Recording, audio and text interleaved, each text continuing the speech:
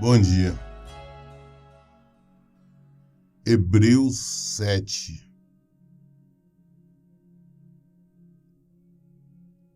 Livro de Hebreus, capítulo 7. Porquanto esse Melquisedeque, rei de Salém, sacerdote do Deus Altíssimo, que saiu ao encontro de Abraão, quando este voltava depois de haver derrotado os reis, e o abençoou. Para o qual também Abraão entregou o dízimo de tudo. Em primeiro lugar, seu nome quer dizer Rei de Justiça. Em segundo lugar, Rei de Salém, que significa Rei da Paz. Sem pai, sem mãe, sem origem, nem antepassados, sem princípio de dias, nem fim de vida. No entanto, por ser a semelhança do Filho de Deus, ele permanece sacerdote perpetuamente. Melquisedeque, ele surgiu no início, nós vemos a história dele, no início, quando Abraão estava voltando de uma batalha, quando ele foi e libertou o seu sobrinho Ló, juntamente com todos os pertences, com tudo. Ele tinha sido levado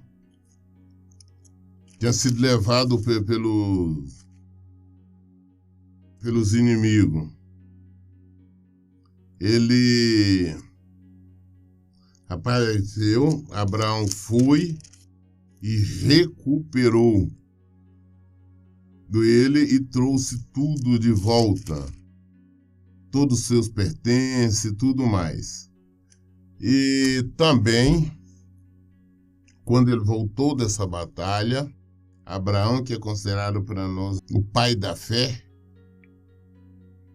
porque ele foi aquele que saiu da casa, saiu do meio dos parentes dele, quando Deus disse assim, sai do meio do teu povo, da sua parentela, que lhe mostrarei uma terra. Deus não disse para ele, olha, vai para a direita, para a esquerda, não. Só mandou ele sair. E ele obedeceu. E foi vitorioso porque Deus falou que através dele seria uma grande herança. Ele era uma pessoa velha, já a idade, a mulher dele também. Mas mesmo assim, Deus o honrou, né? E ele veio a ser herança de todo ali o povo de Israel. Ele é considerado o pai da fé também porque quando Deus pediu para que ele sacrificasse o filho dele, né? Ele foi. Ele não titubeou, ele simplesmente levou o filho dele e ia sacrificar. Aí foi quando Deus apareceu e falou, não faça isso não. Ele é o pai da fé porque ele não teve dúvida. Ele fala que mesmo que se Deus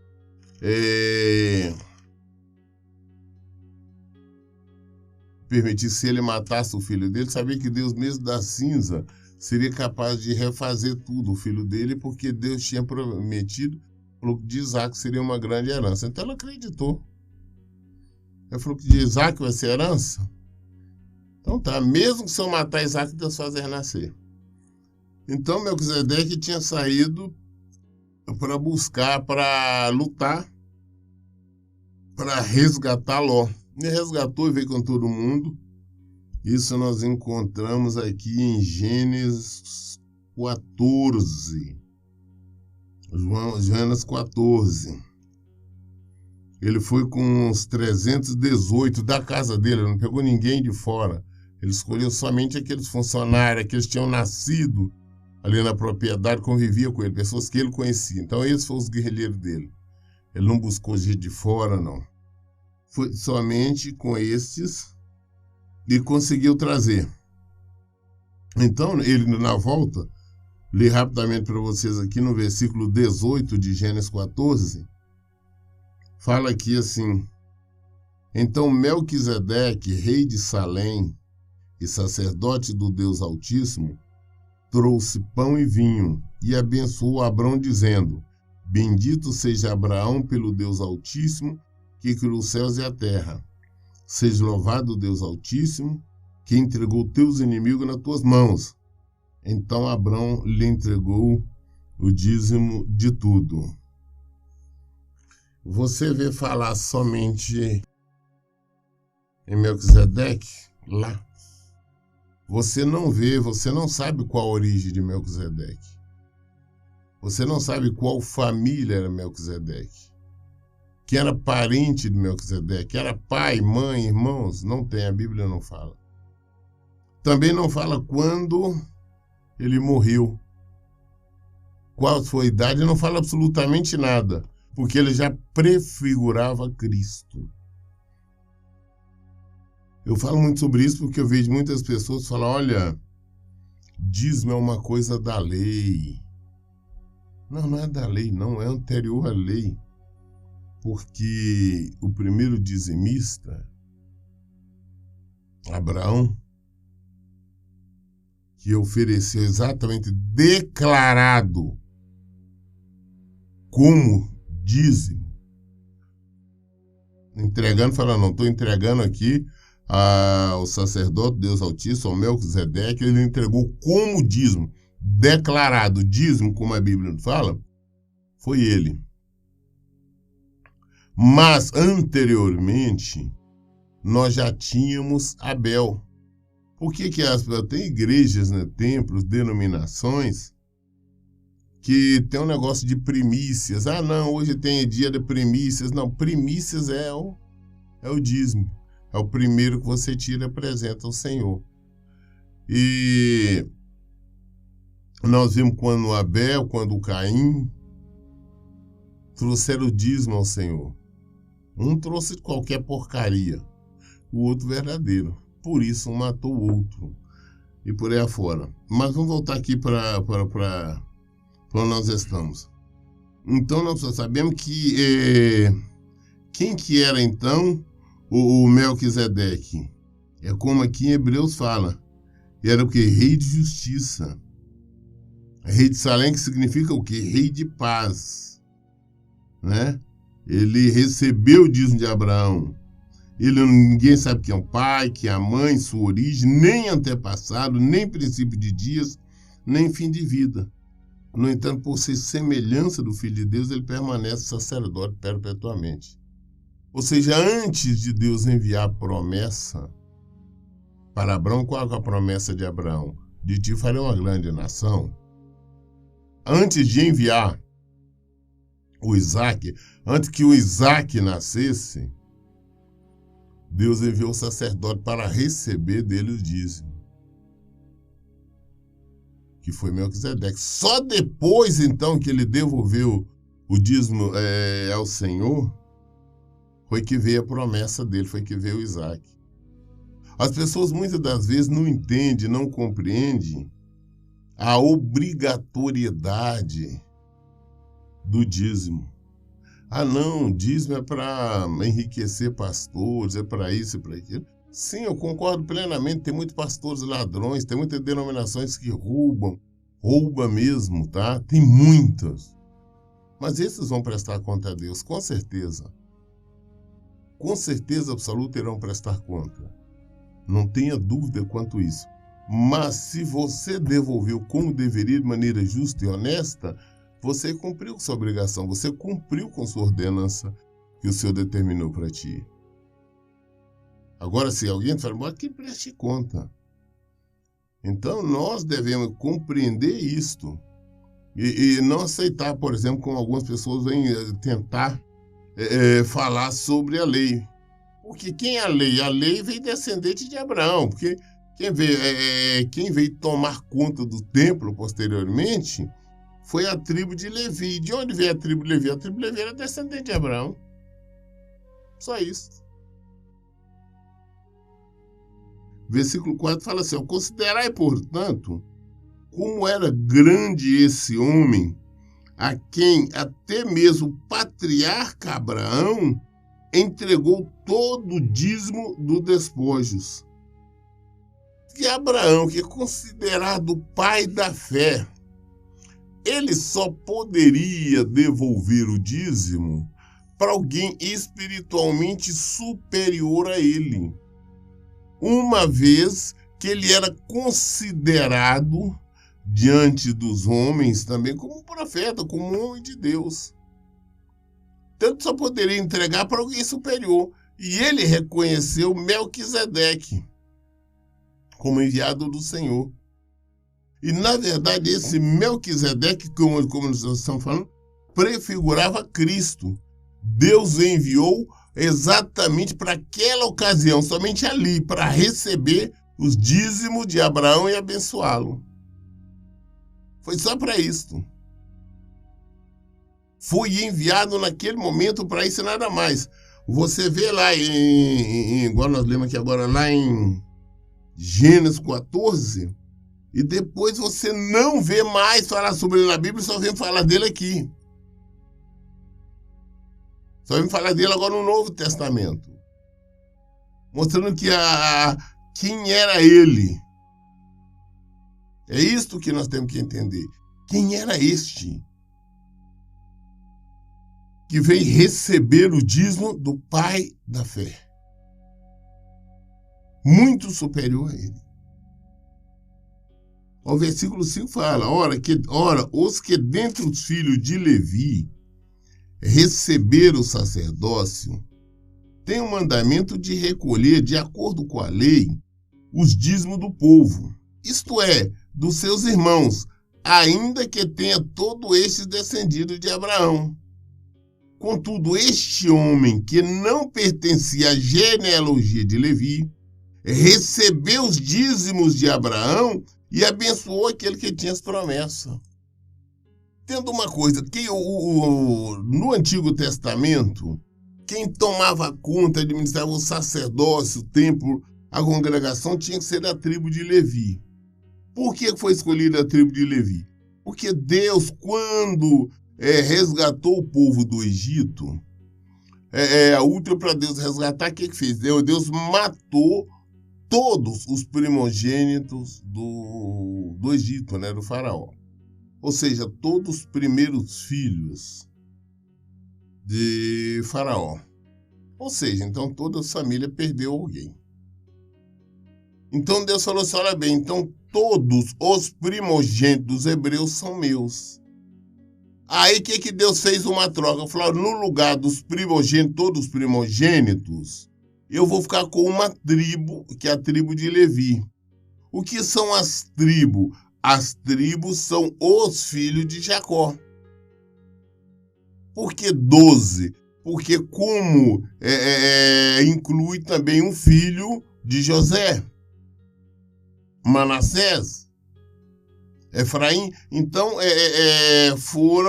acrescentou 12. Então, estes 12 foram as 12 tribos de Israel. Essas 12 tribos de Israel, Deus escolheu uma delas, Levi, tá? Todos os descendentes de Levi, somente eles, exclusivamente eles, poderiam administrar o sacerdócio. Isto é, pregar, os sacerdotes tinham que ser levitas,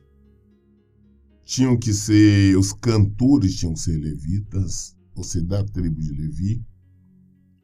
Quem carregava os templos tinha que ser levita.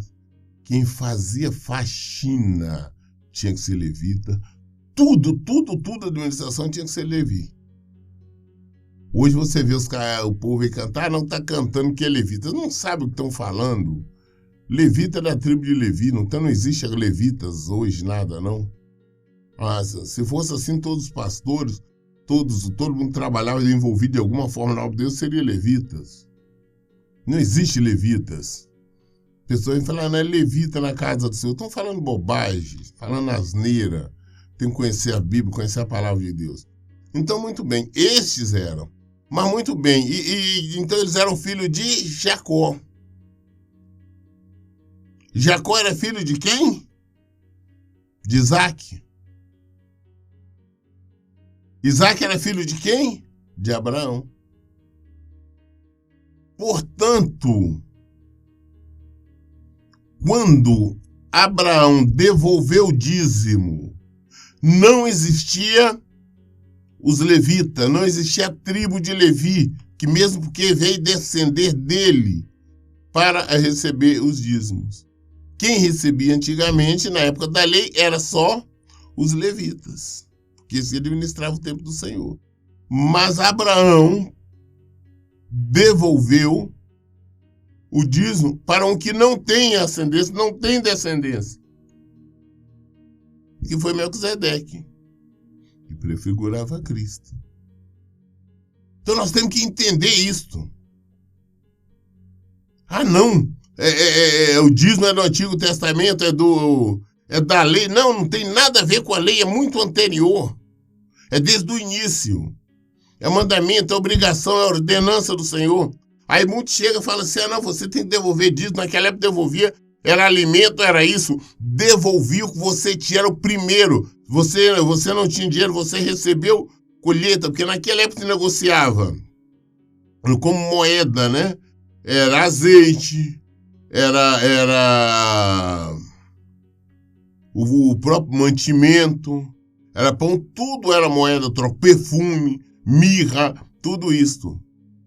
Então, quando você fazia colheita, na época da colheita, o primeiro, as primícias, não esses 10% aqui, não, isso aqui é do Senhor, e entregava. Por isso que no templo tinha espaço grande, ambientes enormes, exatamente para guardar, para recolher os dízimos do Senhor. Porque toda colheita o pessoal tinha que devolver ali. Aí já com o passar do tempo, que foi a circulação de moedas, então devolvia quem não podia. A própria no Antigo Testamento mesmo explica, quem morava lá e não tivesse condições de vender e pegar então as moedas, o valor, e devolvia. E mesmo naquela época também, moeda era um negócio pesado, porque se pesava, o valor do moeda era pelo peso, pesava, pagava. Então, muito bem. Então, nós entendemos que Deus enviou na figura de Cristo alguém só para receber o dízimo. Então, você vê a seriedade do dízimo. Então, eu vejo a seriedade, fala a seriedade não só porque nós temos que devolver, mas a seriedade para aqueles que recebem. A seriedade para aqueles que administram.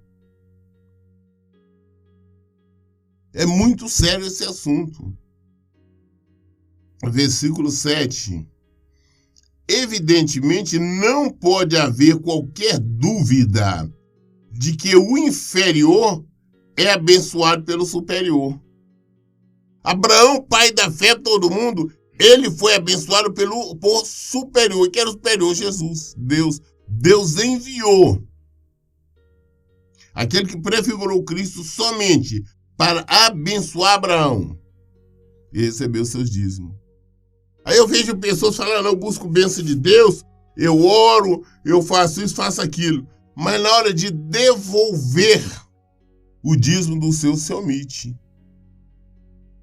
Não entenderam a seriedade. É a obrigação. O cristão tem sim que devolver o dízimo ao Senhor. Assim como o cristão não pode adulterar, não pode roubar, não pode enganar, não pode fornicar, não pode mentir, ele também tem que devolver o dízimo. Caso contrário, você pode estar na igreja, pode estar orando, plantando bananeira. Não, eu oferto. Não, oferta é totalmente diferente. Oferta aquilo que você quer, aquilo que Deus tocou no seu coração, você oferta. É você querendo, é você ofertando, é você querendo agradar o Senhor. Agora, dízimo não é mandamento, é ordenança. Se você não devolve o dízimo, você não tem respeito pelo Senhor, você não ama o Senhor, você não obedece o Senhor, e vai prestar conta. E vai prestar conta, com certeza.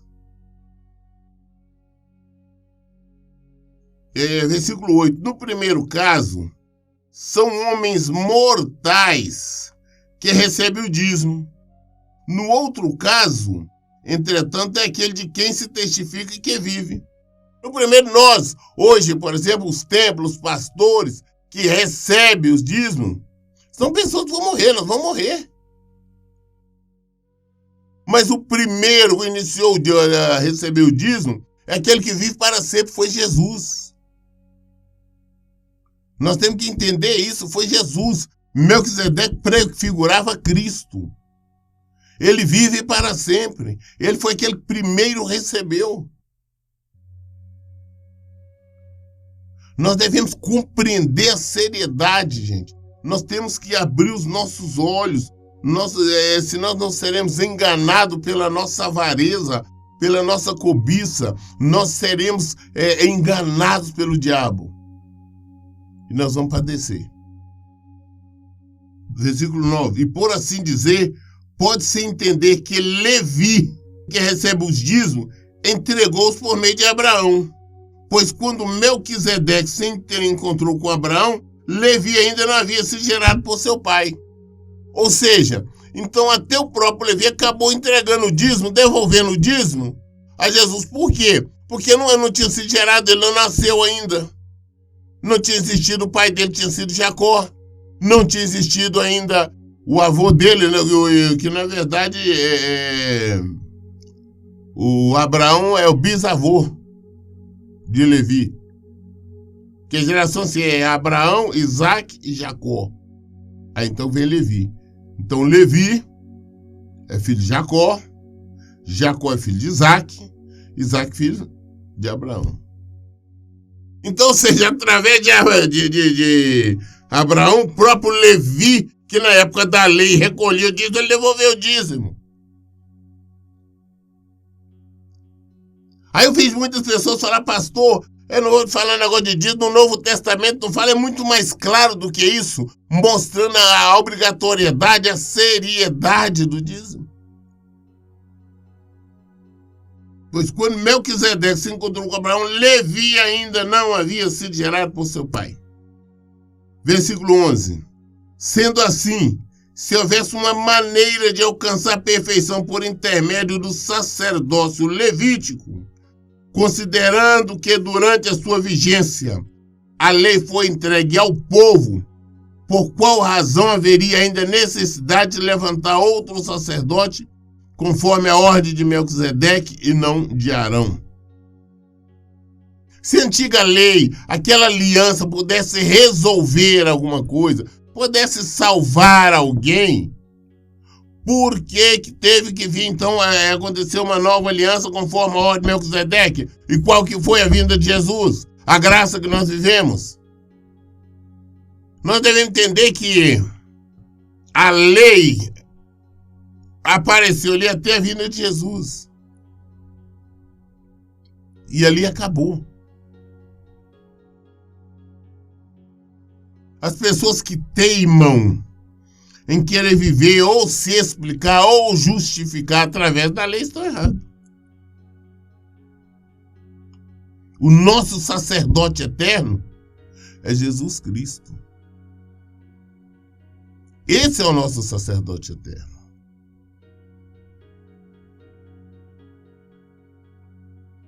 Por qual necessidade haveria necessidade de levantar outro sacerdote conforme a ordem de Melquisedeque e não de Arão? O sacerdote daquela época era Arão. Então, não, vamos levantar uma nova aliança baseada em Arão. Mas não. Foi Melquisedeque que prefigurava Cristo. Versículo 12. Pois mudando o sacerdócio, obrigatoriamente ocorre também a mudança da lei. Mudou o sacerdócio, muda-se a lei. Mudou o sacerdócio. Não é Arão, não é Samuel, não é nada. É Jesus. Então a nova lei, o Novo Testamento, a nova aliança feita no sangue de Jesus, nós vivemos em Jesus. Nós não vivemos em Moisés. Então, quando as pessoas vêm tentar se explicar, justificar comigo através da lei, para mim eu não quero saber. Eu vejo que as pessoas desconhecem a Cristo. Para mim não importa o que está em Levítico, o que está em Deuteronômio, o que está lá no livro de Crônicas. Não, ali é uma história para mim conhecer a ação de Deus, o poder de Deus no início de tudo. Eu não vivo em Isaías, em Jeremias, em Ezequiel. Eu vivo em Jesus. Jesus deixou bem claro. Falou, olha, a lei e os profetas vigoraram até a vinda de João. Fala João Batista. Até a vinda de João Batista, até o início do Novo Testamento. João Batista foi o primeiro pregador do Novo Testamento. Desde então, nós fazemos força, nos esforçamos para entrar no reino. Nós vivemos na graça, não na lei. Nós vivemos naquele que prefigurou Cristo, que foi Melquisedeque. Mudou o sacerdote, agora é ele. Versículo 13, porque aquele sobre quem se faz estas afirmações pertencia a outra tribo do qual ninguém jamais havia servido diante do altar. Porquanto é bem sabido que o nosso Senhor desceu de Judá, tribo da qual Moisés nada fala quanto ao sacerdócio. Se formos falar, Moisés fala da tribo de Levi. Mas Jesus não é descendente da tribo de Levi. Jesus descendente da tribo de Judá. Basta nós olharmos a genealogia dele. Basta nós olharmos no início de Mateus, tem genealogia. Dos evangelhos tem genealogia. Ele não é da tribo de Levi. A tribo que deveria tomar conta dos anos. Ele é da tribo de Judá. Mostrando assim que não tem absolutamente nada a ver com aquela antiga lei, com aquela antiga determinação. É uma nova aliança, é um novo testamento. E eu tenho dito, gente, testamento é um documento jurídico. Não existe dois testamentos. Quando se faz um testamento novo, se eu faço um testamento novo, se existia um anterior, automaticamente o anterior é invalidado. Se eu fiz um testamento aqui agora, deixando qualquer coisa, né, a duração depois que eu morrer, mas amanhã eu faço um outro testamento. Este que eu fiz hoje acabou, não serve para nada, não vale nada. Então, aqui a Bíblia, que nós temos dois testamentos. O primeiro se cumpriu Jesus, acabou. Agora nós vivemos um novo testamento. Se fosse somente a continuação, não seria o segundo testamento, seria simplesmente o testamento. Versículo 15. Este fato torna-se ainda mais claro com o surgimento de outro sacerdote à semelhança de Melquisedeque. Sacerdote à semelhança de Melquisedeque, que é Cristo. Nós temos que entender isso. Nós vivemos em Cristo. A nossa obediência é a Cristo. Cristo é o nosso Senhor. Todo mundo vem falar em Moisés. Moisés viveu na época dele, foi abençoado lá, Deus usou ele, glória a Deus. Nós vivemos em Cristo. As pessoas vêm falar, não, mas nós temos que praticar os 10 mandamentos. Não, nós praticamos 2 mandamentos. Jesus falou, não são 2, amar a Deus, são qualquer coisa, o próximo como a ti mesmo. Tudo o resto está englobado aí. Não tem que guardar sábado. Jesus falou, não, o filho do homem é senhor até do sábado. Ah, não pode comer carne de porco, não pode comer carne disso e daquilo, não pode comer qualquer carne, só não pode comer sangue e nem comida de animais sufocados. E aí? Isso é o que nós vivemos hoje. Em Cristo há liberdade. Eu vejo o povo falar no Antigo Testamento, mas eu não vejo eles estando no altar direto, sacrificando animais. Os judeus agora estão lá, eles arrumar as bezerras sem mancha lá, que vão começar a sacrificar. Estão querendo voltar, estão retrocedendo, estão vivendo uma lei. Eles não acreditaram em Jesus. Não constituindo segundo o decreto e o mandamento humano relativo a linhagem, mas de acordo com o poder de uma vida inextinguível. Porque sobre ele está escrito, escrito sobre Jesus, está escrito no versículo 17, tu és sacerdote para sempre, conforme a ordem de Melquisedeque. Assim o mandamento anterior é anulado. Versículo 18. Por causa de sua fragilidade e inutilidade. Pois a lei jamais conseguiu aperfeiçoar nada.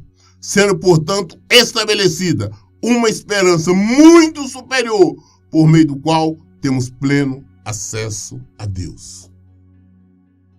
Eu li o livro de Hebreus 7, capítulo 7 até o versículo 19. Toda dúvida nós esclarecemos na Bíblia. Por isso eu sempre digo, leiam e pratiquem a Bíblia. Que Deus abençoe. Tenha um bom dia.